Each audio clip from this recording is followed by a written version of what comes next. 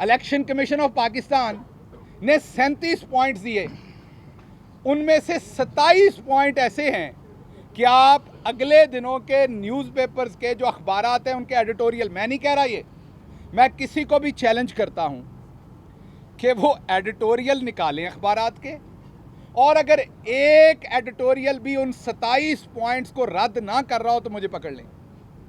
तकरीबन तमाम अखबारात के एडिटोरियल जो हैं उन्होंने इलेक्शन कमीशन के उन पॉइंट्स की तरदीद की है, तनकीद की है, उनसे डिस्टेंस किया है।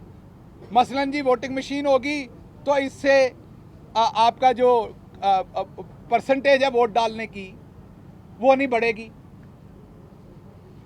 इससे काउंटिंग में फ़र्क नहीं पड़ेगा। ऐसी बातें मज़े का खेज है जो सारी दुनिया को पता है कि बढ़ेंगी। इस टाइम 3% वोट तकरीबन रिजेक्ट होता है हर हलके में, तकरीबन ओवरऑल इलेक्शन में। ये लाखों वोट बनते हैं पूरे इलेक्शन का, अगर आप हिसाब लगाएं ये 30-40 लाख या शायद उससे भी कहीं ज़्यादा लाखों में वोट बनते हैं ये जो रिजेक्ट हो जाते हैं। हलके में बंदा जीतता है 200, 300, 500 के मार्जिन से, रिजेक्टेड वोट होता है 800 वोट, 1000 वोट, 300 वोट, 400 वोट। तो इसका मतलब हुआ कि इलेक्ट्रॉनिक वोटिंग मशीन तो उस काम को भी दुरुस्त करेगी जो आपको कबूल नहीं है। तो जो आपको 4 साल पहले कहा गया था, बजाय वो करने के 4 साल में आपने कुछ नहीं किया। 50 इलेक्शन हुए, एक इलेक्शन में आपने जो आपके ऊपर कानूनी जिम्मेदारी थी वो पूरी नहीं की। अगर आज आपने की होती तो आज हम इस चीज़ पे बहस कर रहे होते कि डस्का के इलेक्शन में, फलां इलेक्शन में मशीन में ये खराबी आई, अब उसको दूर कैसे करना है। हमेशा आप टेक्नोलॉजी का इस्तेमाल करते हैं, उसमें कोई खराबी होती फिर उसको दुरुस्त करते हैं, यही तरीका है ना। अगर आपने 4 साल पहले अपनी आईनी जिम्मेदारी पूरी करना शुरू की होती तो आज हम ये बात नहीं कर रहे होते कि ईवीएम होनी चाहिए, आज ये बात कर रहे होते कि ईवीएम में ये जो फलां खराबी फलां इलेक्शन में आई उसको हमने अब दूर कैसे करना है। तो पहले तो इस बात का जवाब दीजिए कि आपने क्यों नहीं किया। लेकिन हमने जिम्मेदारी पूरी की, हमने रिसर्च की, हमने जो उस रिपोर्ट के मंदरजात थे उनको पढ़ा और उसकी रोशनी में एक नई रिपोर्ट, एक मशीन डेवलप की। और वो मशीन हमने नहीं, आज़ाद इदारे जो साइंटिफिक हैं उन्होंने डेवलप की। लेकिन उस रिपोर्ट को मद्देनज़र रखते हुए, मसलन ये मशीन हैक नहीं होगी क्योंकि इसके साथ किसी किस्म का कोई कनेक्शन नहीं होगा, ये उसी रिपोर्ट के मंदरजात के हिसाब से किया गया। इसमें बैलेट पेपर निकलेगा बाहर जो आप फोल्ड करके संदूक में डालेंगे, वो भी उसी रिपोर्ट के तनाजर में किया गया। तो हमने तो काम किया, आपने नहीं किया, तो इसका एक तो जवाब दें। दूसरा पॉइंट, नून लीग ने ये कहा कि इलेक्शन कमीशन पे हम हमला आवर हो गए। हम बात करें तो हमला आवर हैं, हम मेजॉरिटी जमहूरी पार्टी हैं, पाकिस्तान की एक पार्टी है जो पूरे मुल्क में है, इमरान खान वाहिद लीडर है जो पूरे मुल्क में मौजूद है। आप सखर में बात कर लें, आप कोयटा में कर लें, सिब्बी में कर लें, आप पेशावर में कर लें, स्वाबी में कर लें, आज़ाद कश्मीर में कर लें, जीबी में कर लें, आपको हर जगह अगर कोई एक नेशनल लीडर नज़र आता है तो वो इमरान खान है जिसके नाम पे वोट पड़ता है। इलेक्शन कमीशन ऑफ पाकिस्तान हमारे खिलाफ फरीक बना खड़ा है। तो ये क्या माजरा है। आप इस टाइम माउथ पीस बन गए अपोजिशन के। अपोजिशन वो जो 3-3, 4-4 डिस्ट्रिक्ट्स पे सुकड़ के आ गई है। तो मैं रिक्वेस्ट करूंगा इलेक्शन कमीशन ऑफ पाकिस्तान से भी बहुत एहतराम के साथ, क्योंकि आपका बहुत एहतराम है, किसी सूरत ये सोचा नहीं जा सकता कि आपके एहतराम में कोई हम कमी करें, लेकिन आपने अपनी आईनी जिम्मेदारियां भी पूरी करनी हैं जो 2017 में आपको दी गई। नून लीग कहती है हम हमला आवर हुए, हालांकि इसी इलेक्शन कमीशन के सामने सबसे पहला एहतजाज और हमला नून लीग ने खुद किया था। आपको याद होगा मरियम सफदर खुद आई थी, किया था या नहीं किया था। आप करें तो सब अच्छा, हम करें तो वही बात बुरी है। ये ऐसा नहीं चल सकता, दोगले मेयार नहीं चल सकते। मरियम औरंगजेब साहबा ने ना जिंदगी में कभी काउंसलर का मेरी तरह इलेक्शन लड़ा है।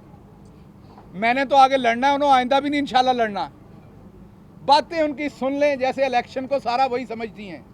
आपकी दिहाड़ी लगी हुई है, आपकी दुकान लगी हुई है, आपने नस्ल दर नस्ल इस ख़ानदान की खिदमत की है। उस ज़ाती खिदमत करने के ऊपर बख्शीश में आपके ऊपर ये मेहरबानी है और बातें आप नेशनल लीडर की तरह करती हैं। काम आपका सिर्फ ये कि आपने मैडम का बैग इधर से उठा के इधर रखना है। कोई सियासी बसीरत नहीं, कोई सोच नहीं। आपको इतना ख्याल नहीं आता, आपके बाप से बड़ी उम्र का आदमी है शहबाज शरीफ, पार्टी का सदर है, बेचारा गलती से अगर कोई बयान दे बैठा आप ठग करके तरदीद ठोक देती हैं उसकी। अगले दिन जावेद लतीफ़ बेचारा फड़ मार बैठा, वो ज़रा रंगबाजी करने की उनको आदत है, वो रंगबाजी कर बैठे, आपने उनकी भी तरदीद ठोक दी। तो हालात तो आपके अंदर ये हैं कि आपका कोई एक बयानिया नहीं है। एक पाँव पड़ रहा है, दूसरा गिरेबान को पड़ रहा है। और जो पाँव पड़ने वाले उन्होंने एक शरीफ आदमी को अपना तर्जुमान बनाया। आप वो समझते हैं कि वो किसी को बेवकूफ़ बना लेंगे। आप जिसको मर्जी बेवकूफ़ बनाएं। इमरान खान को पता है शहबाज शरीफ और नवाज शरीफ दोनों सिक्के के एक ही रुख हैं। दो रुख भी नहीं है एक ही सिक्के के, ये सिक्के के एक ही रुख हैं। बस एक जगह से थोड़ा खुरदरा है, दूसरा प्लेन हुआ है, क्योंकि प्लेन वाले ने पिछले 5 साल में ज़्यादा माल खाया है। वो पाँव शाँव पड़ के अपनी जान बचाना चाहता है। अंदर से आप सारे एक ही हैं। तो अगर कहीं पे किसी को गलत फहमी है कि हमें ये लगता है कि आप दोनों अलग अलग हैं, तो ऐसा नहीं है। हमें पता है आप एक दूसरे के साथ हैं और आप दोनों की मंजी पीढ़ी सियासी तौर पर मुनासिब तरीके से ठोकी जाएगी। अब वापस आता हूँ मैं। इलेक्शन तो इंशाल्लाह ईवीएम पे ही होंगे, टेक्नोलॉजी से होंगे। उसको दुरुस्त करना है, उस पर 10 पॉइंट्स हम आपके साथ काम करने को तैयार हैं। जिसमें छोटी छोटी बातें उसको दुरुस्त करेंगे, उस मशीन को ठीक करेंगे। ए जी तुहाडी मशीन सी है, मैं तुहानू खोल के दे देती है, ए तुहाडे सामने है, ए तो पोलिंग बंद हो जाएगा। ए तुहाडी मशीन तुहानू खोल के दे देती है, इन्होंने फिट करते रहो बह के इकट्ठे सारे। इसके ऊपर को थोड़ी सी ना एल्फी लगाएं, यहाँ पर एल्फी लगा के ना फिर इसको चमेड़े यहाँ पर, समझ रहे ना। असल एल्फी यहाँ लगती है, वहाँ नहीं लगती। तो इस पे एल्फी लगा के दोबारा चमेड़े और को थोड़ा सा ख्याल करें। इस हिसाब से तो हमें कभी गाड़ी में नहीं बैठना चाहिए, उसका एक्सीडेंट हो सकता है। जहाज में नहीं बैठना चाहिए क्योंकि वो नीचे गिर सकता है। बिजली की कोई चीज़ इस्तेमाल नहीं करनी चाहिए क्योंकि आपको बिजली पड़ सकती है, बड़ी खतरनाक चीज़ है, पर हम घरों में रोज़ इस्तेमाल करते हैं। शादी नहीं करनी चाहिए क्योंकि उसमें भी लड़ाई हो जाती है। ऐसे तरह ना किसी वेले बेगम बंदे कुट भी दी है। एक काम तो बिल्कुल ही नहीं करना चाहिए। शेव नहीं करनी चाहिए क्योंकि मुंह कट सकता है, समझ रहे ना आप। और ये जो इमरान गिल साहब ने अभी आपकी मशीन का सत्यानाश किया है, ये किया है दांतों के साथ। तो अब जो वोटर वोट डालने जाए, पहले इलेक्शन कमीशन वहाँ डेंटिस्ट बिठाए, सारे दंद कटे हो दे, फिर उसको वोट डालने दे बोड़ा करके, ताकि आपकी टेक्नोलॉजी को ख़राब ना कर दे। आपसे दस्त बदस्त पूरे एहतराम से मैं गुजारिश करता हूँ, आप एक आईनी इदारा है, हम आपका बहुत एहतराम करते हैं, आपकी डिसरिस्पेक्ट करना सोच भी नहीं सकते। लेकिन आपसे दस्त बदस्त गुजारिश है कि ये जो चोर डाकू लुटेरे अपोजिशन वाले हैं, जिन्होंने पूरी ज़िंदगी चोरी से इलेक्शन जीते हैं, जिन्हें पता ही नहीं इलेक्शन दुरुस्त तरीके से कैसे लड़ना और जीतना है, ये कहते हैं जो बात, आपकी और इनकी रिपोर्ट आखिर पे एक ही होती है। मैं ये नहीं कहता आप इनके साथ मिले हुए हैं, लेकिन शायबा तो फिर यही जाता है। तो आप बराए मेहरबानी इन सवालों के जवाब दें, ये अपनी टेक्नोलॉजी का भी जवाब दें।